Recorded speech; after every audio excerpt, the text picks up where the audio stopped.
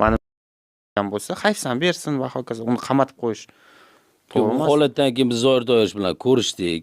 Qobildo'z taniysiz, Ha, Qobildo'zlarni yarashtirdimi? Qildi, ko'rishdik. Gaplashdinglar. Men ularni qamagin demadim, profilaktik suhbat qilinglar deb aytdim dedi. Ha, hokimni profilaktik suhbat qildi deb aytishga ham o'z vakolati bormi? Keyin mayli. postga mayli mana o'chirdim, mayli masala hal bo'ldi, bo'ldi chiqdi deb. Shu bilan bu birinchisi edi.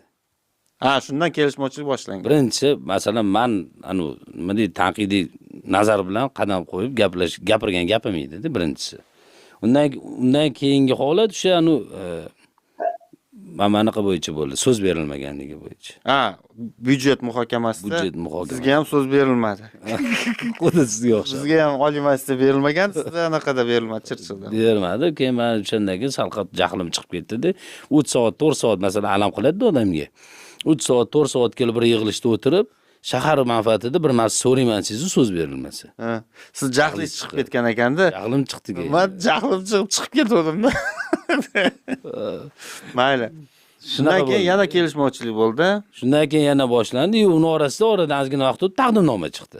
7 oydan keyin. Prokuraturaniki. 7 oydan keyin. Men hayron qoldim, nega 7 oydan keyin? Haqiqatan bir narsaga endi bilmadim, biz balki o'sha tergovchimi, boshqalar ham balki ko'rib qolar. Tergovni o'sha belgilangan muddatdan yana cho'zish uchun asos yetarli bo'lish kerak-da, o'rtoqlar. Shuning uchun mana prokuratura cho'zib berishga ruxsat beradi. Iltimos, nima deydi? Or nomus uchun ham hech bo'lmasa mana nimani hurmati, pagonni hurmati deydi-ku. Formani hurmati. Shu asosli masalada tergovni muddatini cho'zdiringlar, iltimos. Bunaqa holatni 7 oyga cho'zish endi men bilmadim, endi buni nima deyish kerak. Bu normal o'zini hurmat qilgan tergovchi bunaqa narsa uchun muddat so'ramaydi aslida. Shuning uchun qolganlar ham sal nima qilish kerak? Qonunda belgilangan o'sha huquqni, vakolatni suiiste'mol qilmasdan to'g'ri ma'noda foydalanish kerak. Va yana bitta narsani aytib ketay shu joyda, balki ba'zi hokimlarimiz bilmasligi mumkin-da.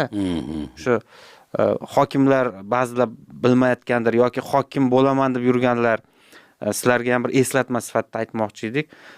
Hokimlarning vakolatiga kirmaydi, kimnidir 15 sutkaga yo 5 sutkaga qamattirib qo'yishdi va ichki ishlarga, prokurorga bunday topshiriq berish ham mumkin emas. Bu noqonuniy. Qonunlarda birorta joyda yo'q. Hokim kimni xohlasa ayttirib, shunaqa qamattirib qo'yish mumkin degan unaqa vakolat berilmagan. Shuning uchun iltimos hurmatli hokimlar, agar bunaqa qilayotgan bo'lsanglar, bu noqonuniy